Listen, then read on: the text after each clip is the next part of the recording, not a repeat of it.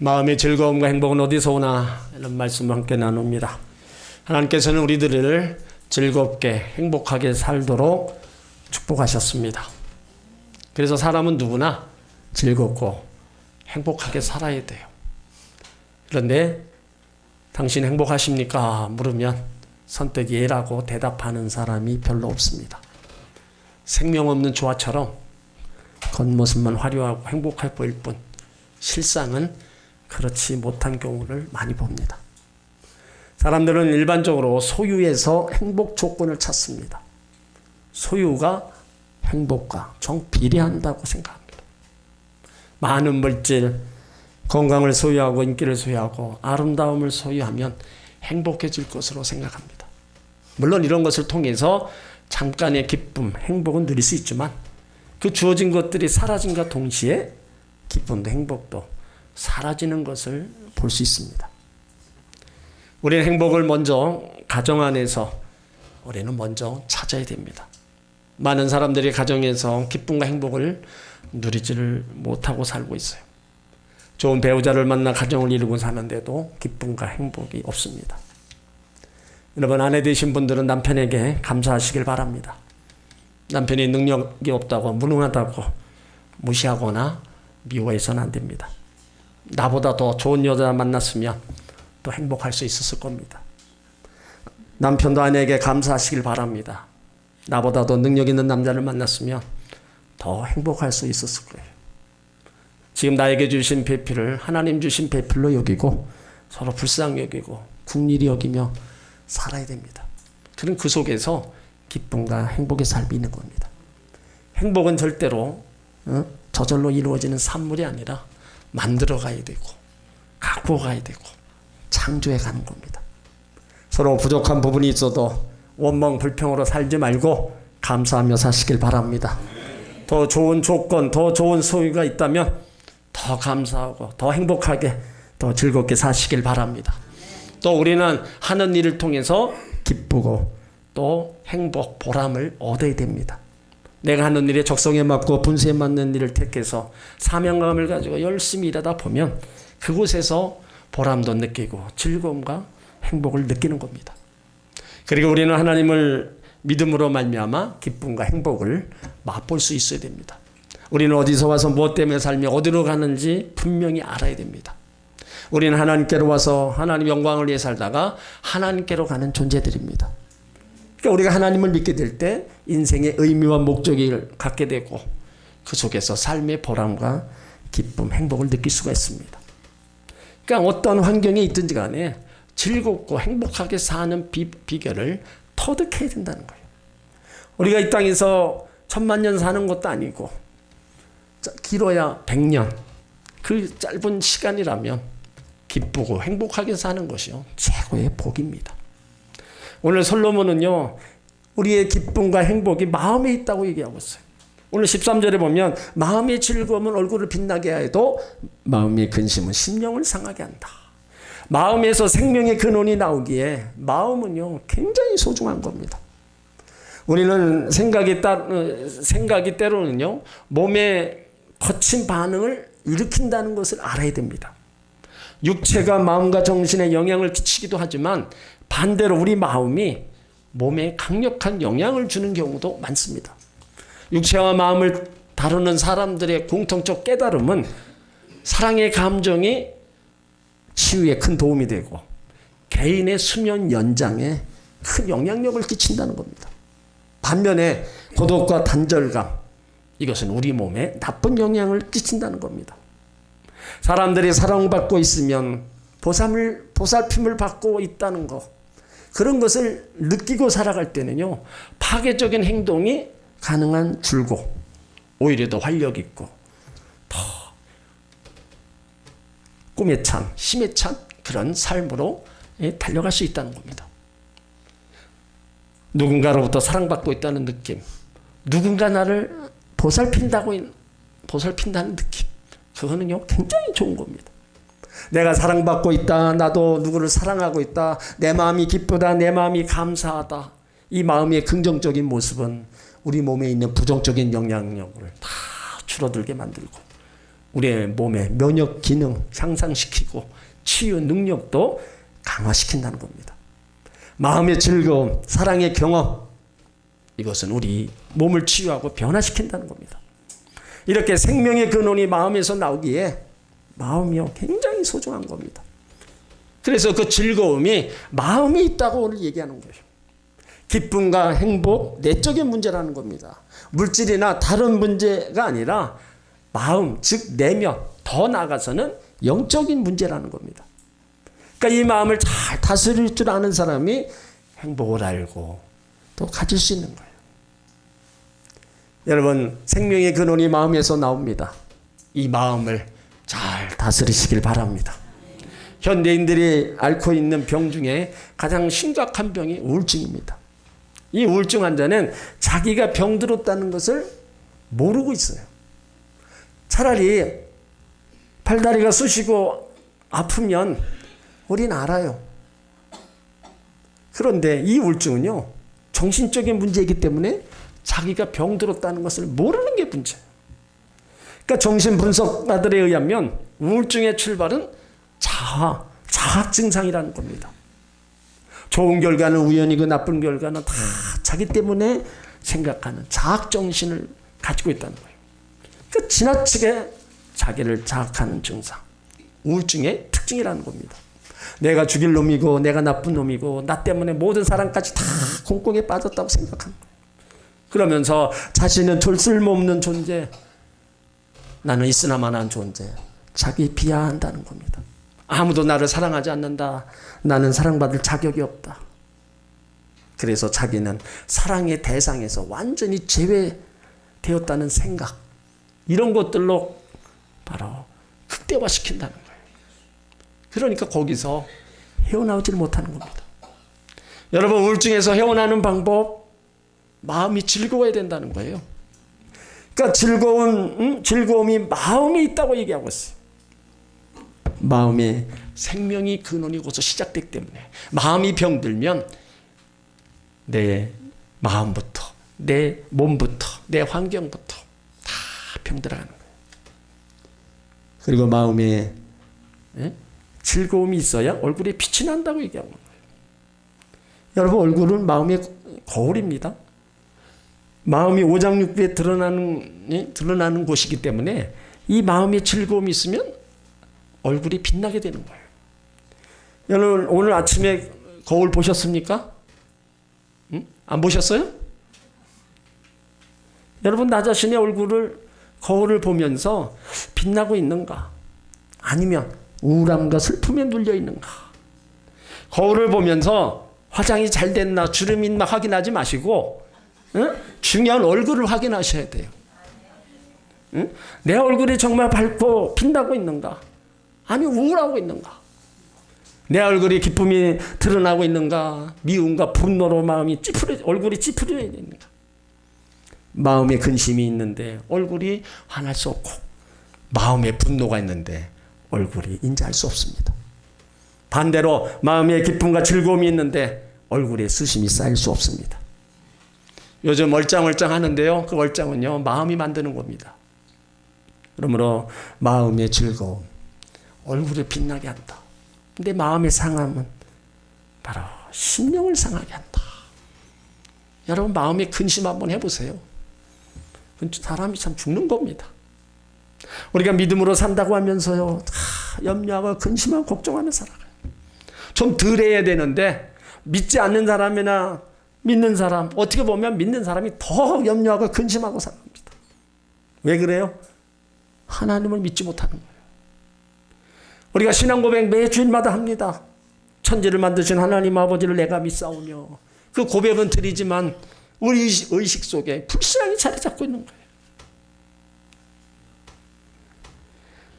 조지물로 목사님은 믿음이 사라지는 곳에 근심이 사라지고, 믿음이 시작되는 곳에 근심이 사라지고, 근심이 시작되는 곳에는 믿음이 끝난다, 이렇게 얘기했어요.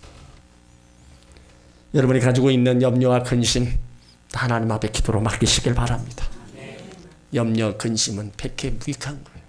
그거는 내 심령만 상하게 할 뿐입니다. 염려, 근심이 있으면은 15절에 뭐라 그래요?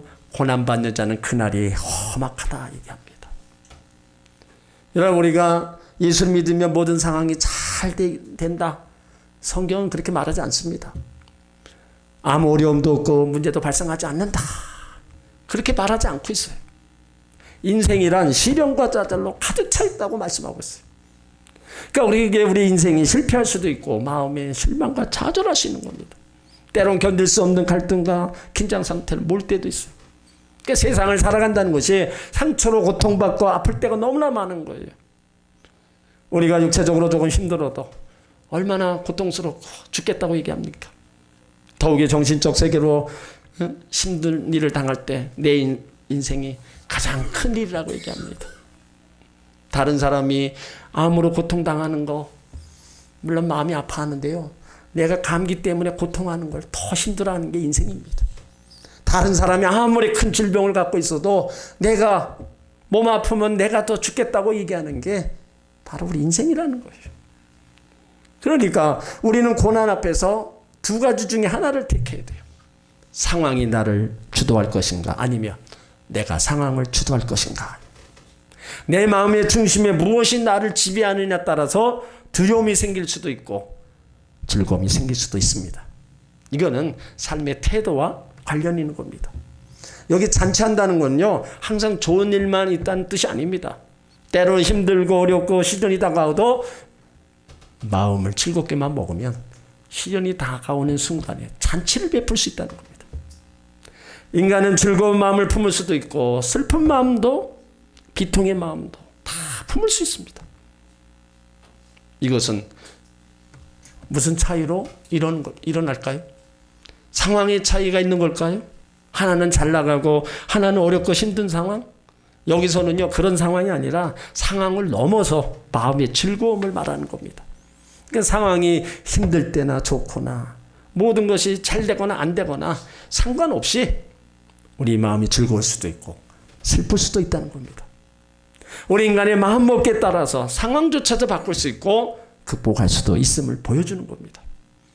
그래서 우리가 힘들고 어려운 일이 생기면 먼저 기뻐하는 것이 중요한 거다. 그 성경은 기뻐하는 것이 힘이다 얘기하는 겁니다. 내 육체가 아플 때 즐거워하고 감사하는 것이 모든 것이 이겨나가는 힘을 얻게 된다는 겁니다.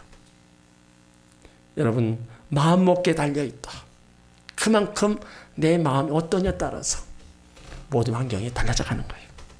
그러면 이렇게 마음이 중요한데 그 즐거운 마음이 도대체 어디서 오냐 말이에요. 그러니까 결정적으로 16절에 여호와를 경외하는 것이 마음이 즐거워지는 비결이고 그 즐거움이 얼굴을 빛나게 하는 겁니다. 여러분, 예수 믿으면서 기쁨을 갖고 계십니까? 왜 대답을 못 하세요? 예수 믿는데 아무 기쁨도 없습니까? 예수 믿으면서 기쁨이 있습니까? 내가 예수를 믿으면서 내가 하나님의 사람이라고 하나님 나라 백성이라는 그 존재적 기쁨이 있어야 되는 겁니다. 나에게 문제가 많고 고통도 따라오지만 그래도 하나님이 나와 함께 해주시고 나를 도와주시고 나를 사랑해 주신다는 그 기쁨이 있어야 된다는 거예요. 그래야 여러 가지 부딪히는 어려움, 인간관계, 삶의 모든 문제들을 극복하고 넘어갈 수 있습니다. 여기에 가산이 적다는 건요, 가난하다는 말입니다. 가난하게 살지라도 재물이 부족해도 하나님이 섬기는 것이 크게 부하고 괴로움과 근심 속에 사는 것보다 낫다는 거예요. 부하고 가난한 것과 기쁘고 슬픈 것하고는 관계가 없다는 얘기예요. 많은 사람들이 부자 되는 것만이 행복하는 것처럼 생각합니다. 그래서 그 부여를, 물질의 부여를 찾기 위해서 피나는 경쟁을 하고 있어요. 그러나 부자 되면 즐겁고 행복 있고 모든 게 다 오케이다. 여러분, 오해해서는 안 됩니다.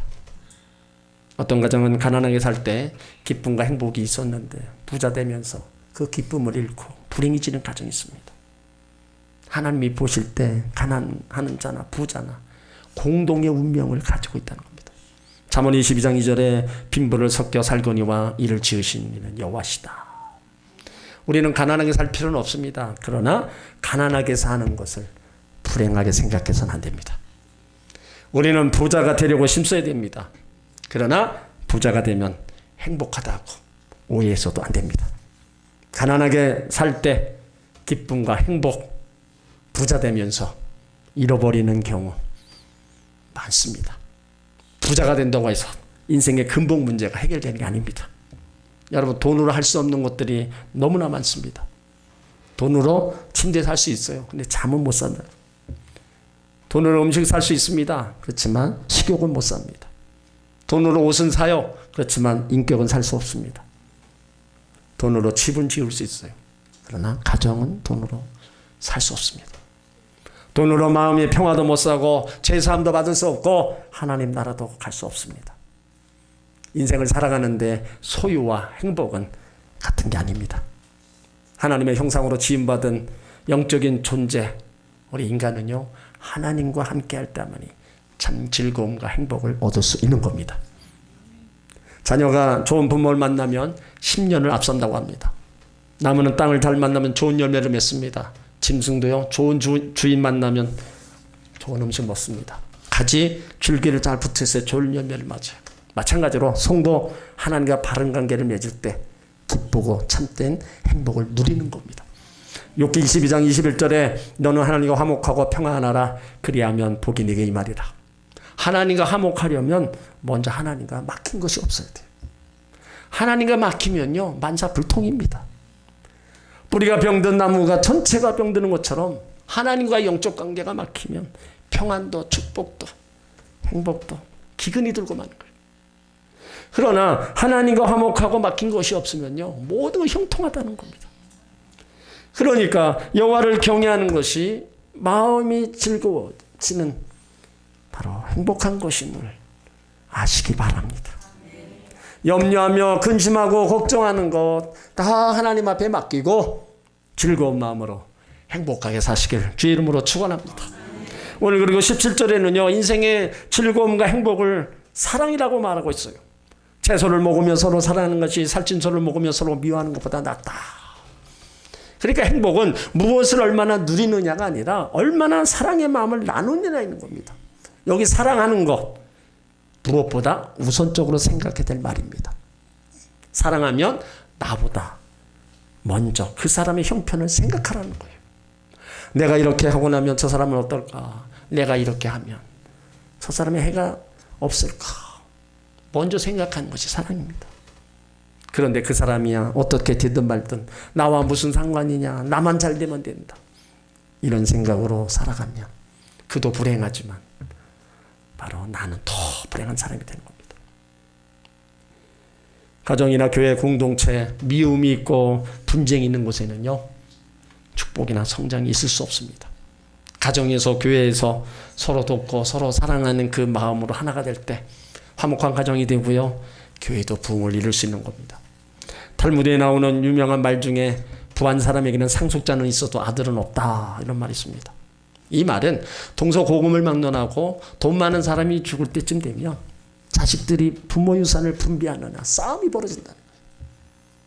여러분, 그때나 지금이나 이런 상황이 기록 있다는 거예요. 그렇기 때문에 지혜의 책 탈무드에 기록해 놓은 겁니다. 그래서 성경은요, 가난한 게 복이다 말하고 있어요. 예로부터요, 효자는요 전부 가난한 쪽에 있었습니다. 여러분 명심하셔야 돼요. 때로는 내가 욕심으로 얻은 살찐 소보다 양보하고 희생해서 얻은 채소가 훨씬 더 나를 즐겁게 하고 행복하게 하는 겁니다. 우리는 보기에 불쌍한 사람들 주변에 보면서 참 불쌍하다 그런 마음이 들 때가 있어요. 그러나 우리보다도요 더 그 사람들이 행복할 수 있습니다. 우리는 눈에 보이는 것 가지고 뭐 병들고 가난하고 누추하니까 그런 마음을, 그런 생각을 가질 수 있을지 모르지만 그들 나름대로요 행복하게 사는 분들 많습니다. 가져도 가난한 자가 있고 가진 것이 적어도 부자로 사는 사람들 많습니다. 그 무엇이 그렇게 만드냐 이거예요. 무엇이 그렇게 만드냐? 그것이 바로 하나님을 믿는 믿음입니다. 하나님 없는 삶, 언제나 불안하고 공고한 거예요. 그래서 하나님을 믿는 믿음만이 우리 마음을 즐겁게 행복하게 만드는 겁니다. 어떤 가정은 경제적 고난 때문에 그 마음의 기쁨을 빼앗아 버렸어요. 여러분, 경제적 그것이 가정의 전부가 아닙니다. 한 부분에 불과한 거예요. 돈을 잃었다고 해서 모든 거 다 잃어버린 게 아닙니다. 어떤 가정은 자녀 때문에 마음의 기쁨을 빼앗깁니다. 어떤 가정은 부부의 갈등 때문에 마음의 기쁨을 빼앗기고 있어요. 여러분, 지금 우리의 삶을 한번 돌아보세요. 과거에 우리가 얼마나 가난하고 우리가 참 힘들게 살았습니까? 근데 지금 주어진 거는요, 과거에 꿈도 못 꿨던 일들을 지금 우리가 누리고 살아가고 있어요.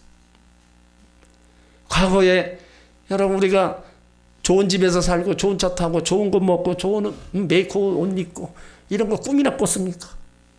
꿈도 못 꿨는 일들이. 근데 지금 우리는 그렇게 살아가고 있어요.